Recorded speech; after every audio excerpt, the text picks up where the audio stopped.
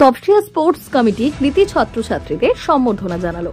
Topsia sports কমিটির উদ্যোগে ও খিলাফত কমিটির সহযোগিতায় কলকাতায় হয়ে গেল বিভিন্ন কৃতি পড়ুয়াদের সম্বর্ধনা জ্ঞাপন অনুষ্ঠান।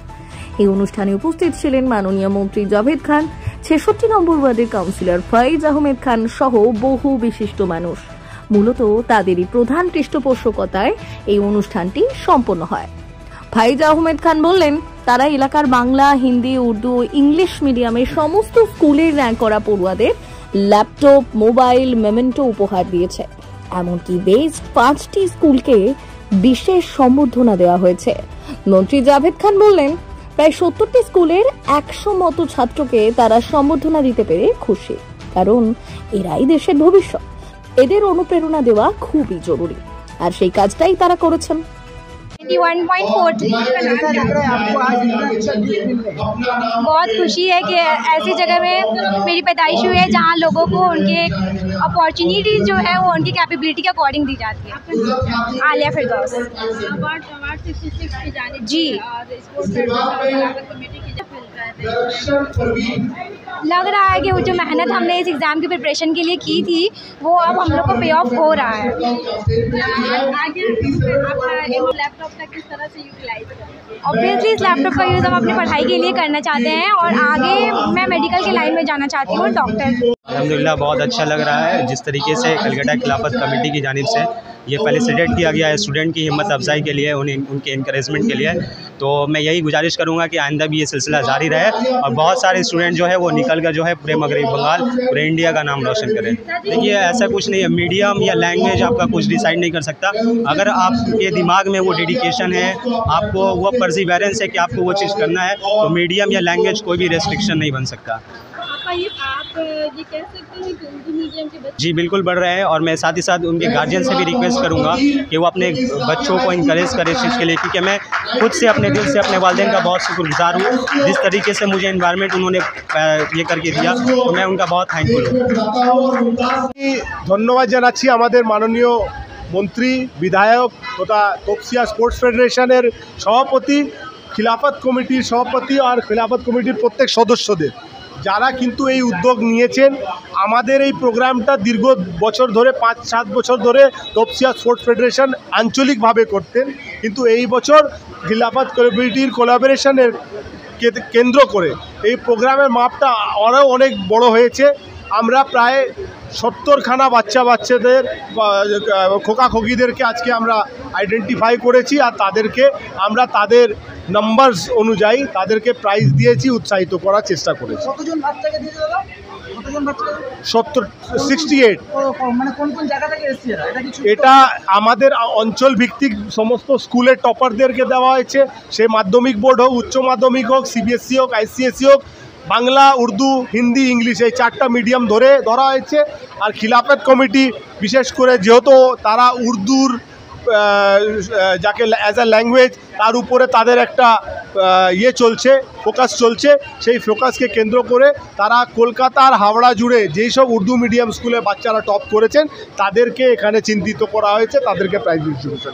আমি তপসিয়া স্পোর্টস ফেডারেশন জাভেদ আহমেদ খান, ফয়াজ খানকে ধন্যবাদ জানাব যে তারা শিক্ষার বিস্তারের ক্ষেত্রে যেভাবে কৃতি মেধাবী ছাত্রকে তারা সম্বর্ধনা দিয়েছেন, সম্বর্ধনা দিয়ে তাদের যেভাবে পাশে দাঁড়িয়েছেন এবং এই আজকের যারা কৃতি ছাত্র আগামী দিনে তারা দেশের ভবিষ্যৎ, তারাই দেশটাকে চালাবে। তাদের যাতে শিক্ষার ক্ষেত্রে কোথাও বিঘ্ন না হয় সেইভাবে তাদের সর্বতভাবে বিশেষ করে আধুনিক প্রযুক্তির সঙ্গে তাদের সম্যক ধারণা তৈরি করে দেওয়ার জন্য তারা যে ধরনের উপহার দিয়েছেন আমি তার জন্য ধন্যবাদ জানাই। আর যে কৃতি ছাত্ররা আমি এক্ষুনি একজনকে দিলাম 98% মার্কস পেয়েছে, ব্রিলিয়েন্ট স্টুডেন্ট। আমরা চাইব এদের এই ব্রিলিয়েন্ট স্টুডেন্টরা ভারতবর্ষের উন্নতি সাধন করুক। দেখুন, হামলা কোথাও কোথাও হচ্ছে হয়তো, কিন্তু এটা তৃণমূল নেতৃত্ব বলে না, এই যে হামলা যারা সমাজ বিরোধীরা করছে তো সমাজ বিরোধীর কোনো জাত হয় না। সমাজ বিরোধীদের কঠোর শাস্তি আমরা দাবি করছি। যেটা দেখা গেল যে যাকে অ্যারেস্ট করা যে তিনিও তৃণমূল করেন বলছেন, দেখুন, একটা দল সরকারে থাকলে সবাই তখন সরকারের সঙ্গে থাকতে চায়, কিন্তু আমি আবার বলছি সমাজ বিরোধীর কোনো দল নেই, সমাজ বিরোধীর কোনো চরিত্র নেই, সমাজ বিরোধীর একটাই শ্রেণী, সে সমাজ বিরোধী।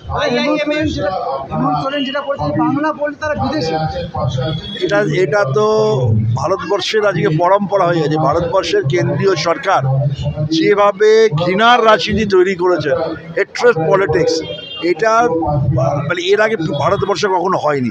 এই সরকারের চলে যাওয়া উচিত। দেখুন, আমাদের 70খানা স্কুল এইখানে কোয়ালিফাই করেছে, যাদের ছাত্রছাত্রীরা আজকে প্রাইজ পেয়েছে।